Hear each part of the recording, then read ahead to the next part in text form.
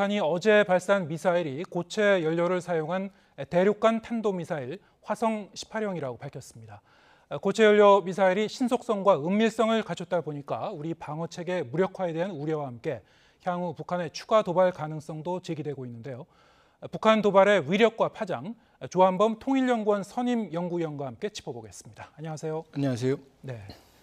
어제도 우리 군 당국이 어느 정도 예상을 했습니다만 오늘 북한이 아예 화성 18형이라고 이렇게 이제 밝혔습니다. 고체 연료를 중거리 이상 탄도미사일에 북한이 이제 적용한 건 공개적으로 이렇게 밝힌 건 이번이 처음 같은데요. 어떤 점에서 우리가 주목해야 되는 겁니까?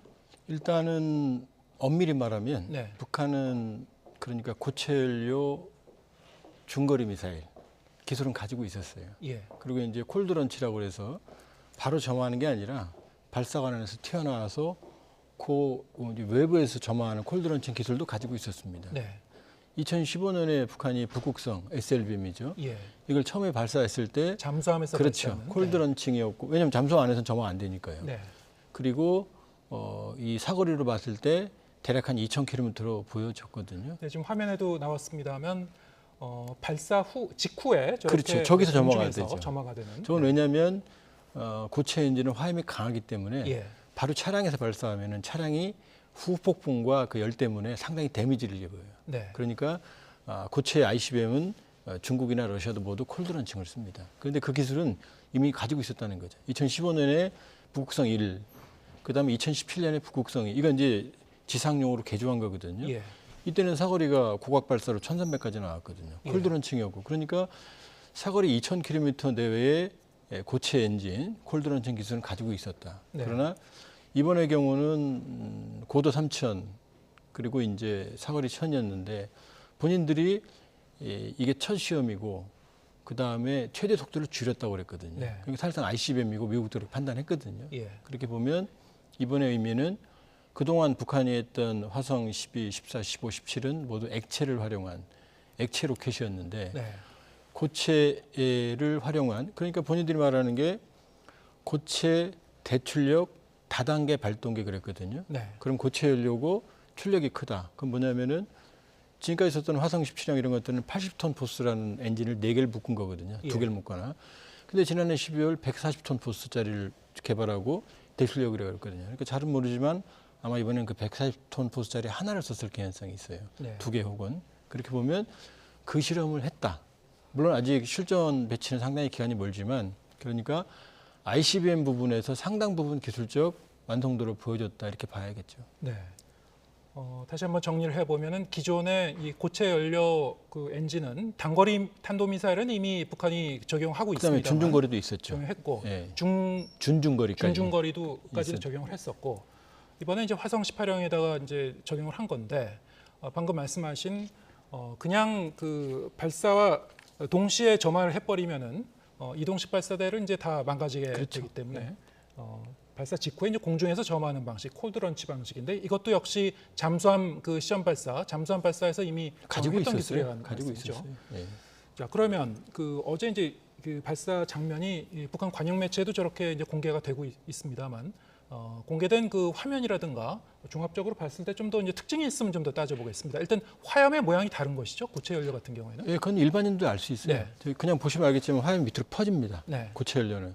근데 액체 연료는 촛불처럼 길게 내려오거든요. 네. 색깔도 저런 색깔하고 이 액체하고 다르고. 그러니까 미국이 이 평시와 다르게 어제 이미 고체 ICBM이라는 판단을 내렸거든요. 예. 인공위성으로 보이거든요. 이미 주시를 하고 있었다. 보고 있었죠. 네. 보고 있었죠. 그러니까 이미 이 지난번 열병식 때 2월 열병식 때 저걸 보여줬죠. 네. 보여줬는데 그러니까 언제 쏘느냐였거든요. 예. 그런데 뭐 사실 여부를 떠나서 일본의 도감청 일본 미국 그 내용을 보면 못 쏠 거다 이렇게 했는데 사실 쐈거든요. 네. 그러니까 만일에 미국 그 유출된 감청 문건이 사실이라면 그 부분은 미국이 판단 미스를 한 거죠. 예. 그러나 이번의 경우를 보면은 상당히 슬림해요.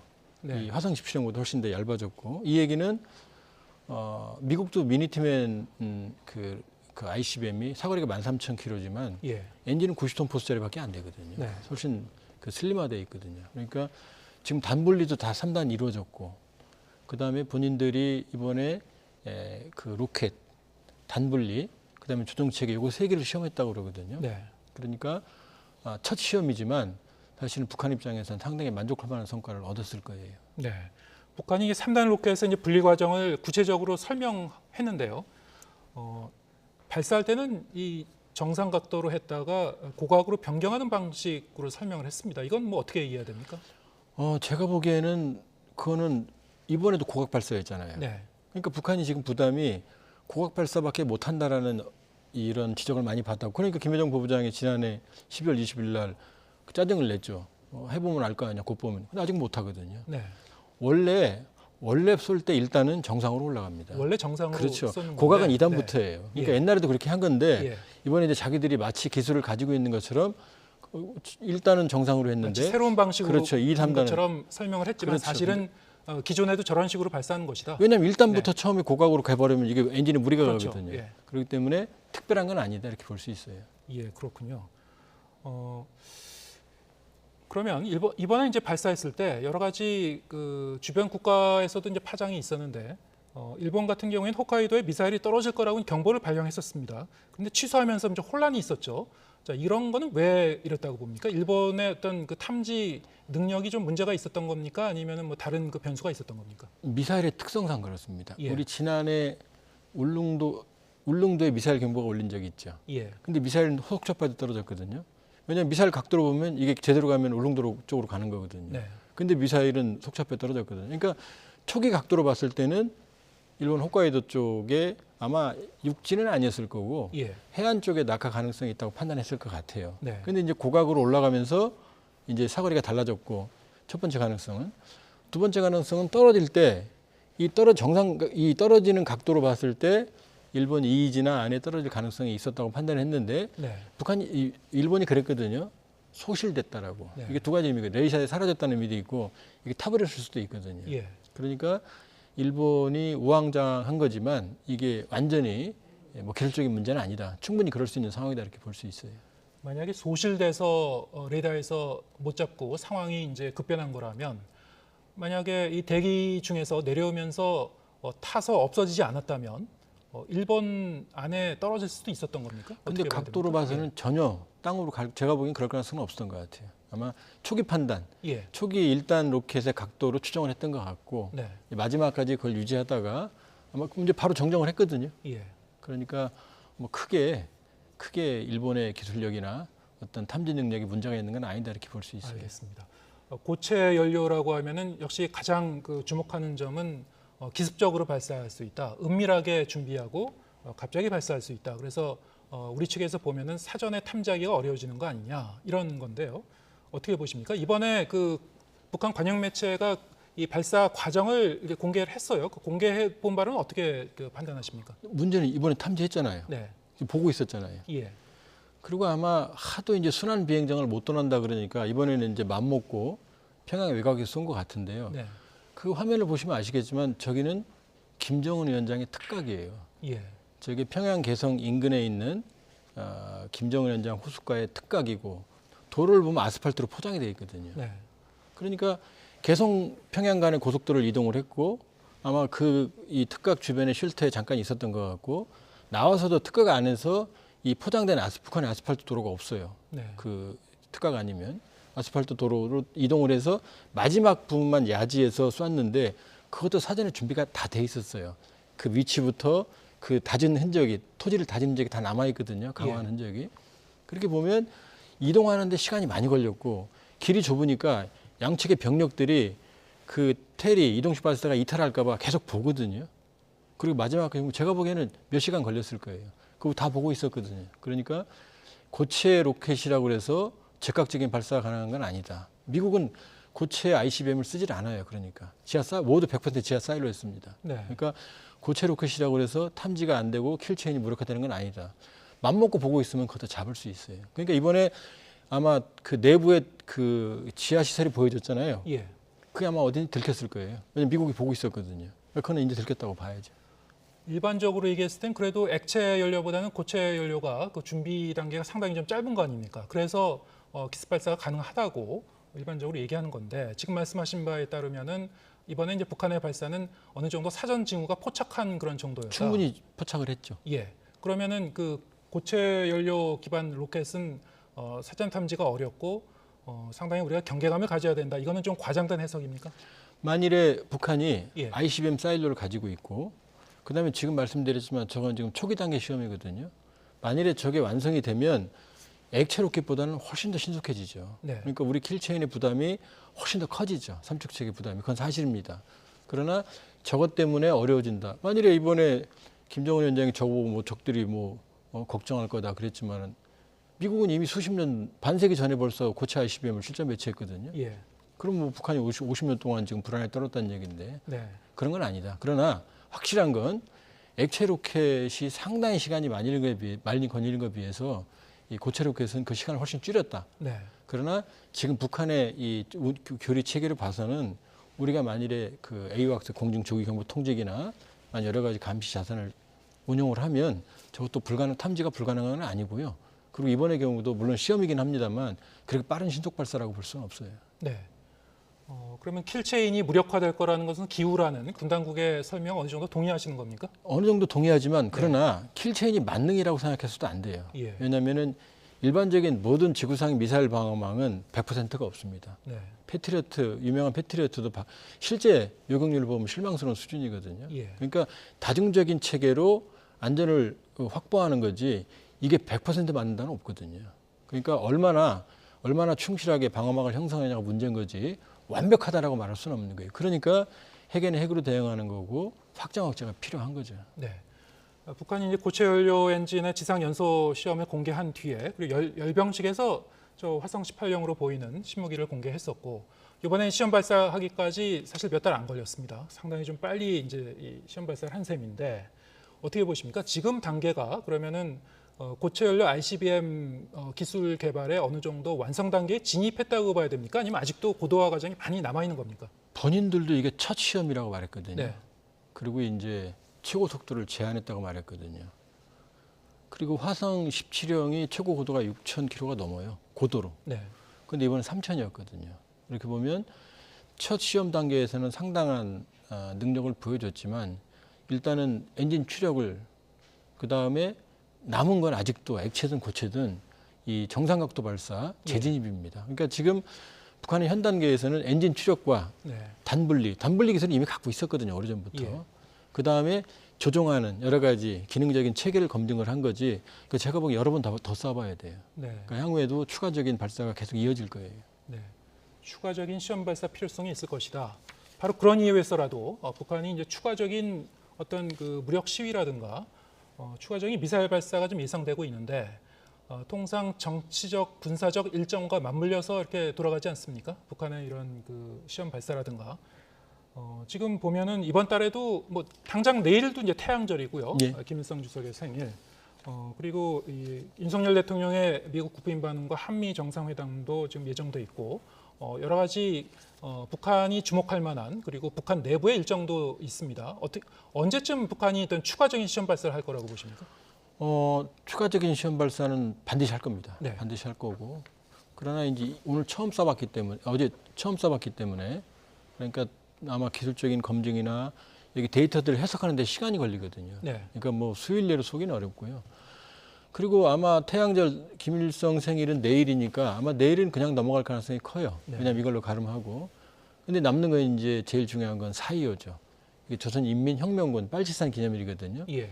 그러면 북한은 이미 이 인공위성 발사를 첫 인공위성 군사용 정찰위성을 발사를 예고했거든요. 4월 달에 하겠다고 그렇죠. 했죠. 예. 그러니까 그게 준비가 안 돼서 이걸로 끝낸 건지 네. 아니면 그 준비가 돼서 그걸 할 건지 그건 두고 봐야 됩니다만 일단 제일 가능성이 높은 건 군사용 정찰위성 가능성이 있고요. 예. 그러나 핵실험이나 ICBM의 정상각도 발사는 핵실험은 일단 기술적 필요성이 그렇게 급하지 않고 네.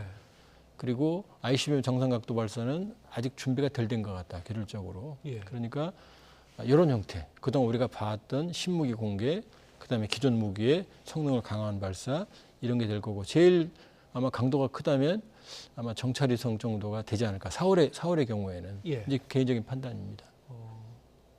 그러면 그 시점은 한 4월 25일 전후를 일단 주목해야 된다. 이렇게 보면 되겠습니다. 그게 제일 시점으로 제일 맞죠. 군사용 정찰위성이고 인민군 혁명군이고 그 기념일이고 또 이제 본인이 지금 계속해서 김정은 10년, 뭐 10년 넘었습니다만 10년 업적을 계속해서 조선중앙 텔레비전에서 방송을 하거든요. 네. 근데 그게 이제 정점을 찍을 수 있고 또 하나는 그거는 사실은 ICBM 기술의 진보지만 일단 명분으로는 우주의 평화적 이용이라고 말할 수 있거든요. 예. 그러니까 그 가능성을 좀 주목해 봐야 되겠죠. 예. 한국과 미국 입장에서는 이제 확장 억제를 어떻게 효과적으로 또 강화할 것인가 여기에 대해서 이제 본격적으로 또 논의해야 될 시점인데 대통령이 이번에 이제 미국을 방문할 때 한미 정상 간에도 이런 것과 관련해서 좀 긴밀한 논의가 있지 않을까 그리고 어떤 새로운 그런 방안이 좀 도출돼야 되지 않을까 어떤 것을 예상하십니까? 지금 뭐 여러 가지 상황으로 립서비스만 하기에는 좀 쉽지 않을 거예요. 네. 지금 북한이 모의 핵탄도 핵 공격을 서울부터 시작해서 한반도 이남을 하는 훈련을 수시로 하고 있거든요. 네. 그런 위협에 처한 국가가 우리밖에 없고 그다음에 지금 여러 가지 정치적 상황으로 미국이 우리한테 지금 마음에 빚이 생겼거든요. 네. 그리고 우리 입장에서 또 시급한 거고요. 그렇게 보면 이번에 확장 억제에 대해서는 조금 더 새로운 구체적인 얘기가 나올 가능성이 있다. 이렇게 예. 보고요. 그거는 전망을 떠나서 사실은 그걸 받아와야 됩니다. 왜냐하면 지구상에서 가장 위험한 핵 공격 위협에 시달리고 있는 게 우리거든요. 네. 그렇게 보면 나토식 핵공유나 혹은 핵기획그룹이나 한국형이죠. 한국형 핵공유, 핵기획그룹을 창의적으로 해석하는 방안을 가져오는 게 바람직하지. 계속해서 만일 핵 위협이 커지면 지금 국민 중에 7, 8분이 자체 핵무장에 찬성하는 여론이 커지고 있거든요. 근데 우리가 핵무장하는 것도 어렵고 전술핵 배치도 부작용이 많거든요. 그러니까 가능하면 이번에 어느 정도 가시적인 성과를 가지고 돌아오시는 게 가장 바람직하죠. 네. 북한 관영 매체에 나왔던 보도 내용, 사진 내용 조금 더 살펴보겠습니다. 최근에 김정은 위원장이 군사 회의를 하면서 남한 쪽 지도를 펼치고 남한 쪽을 이제 손가락으로 가리키는 그런 장면도 나왔었거든요. 이건 어떻게 해석해야 됩니까? 그게 우려스럽습니다. 네. 왜냐하면 통신선을 중단했죠. 지금 아직까지도. 지금 이번에 쏜 건 예정된 거예요. 네. 그 작전 지도하고는 큰 관계는 없는 것 같아요. 그건 뭐냐면 그때 전방 군단장들이 북한은 전방에 4군단, 5군단, 2군단, 1군단이 이렇게 쭉 4, 2, 5, 1군단 4개 군단이 있거든요. 예. 군단장들이 다 와 있었거든요.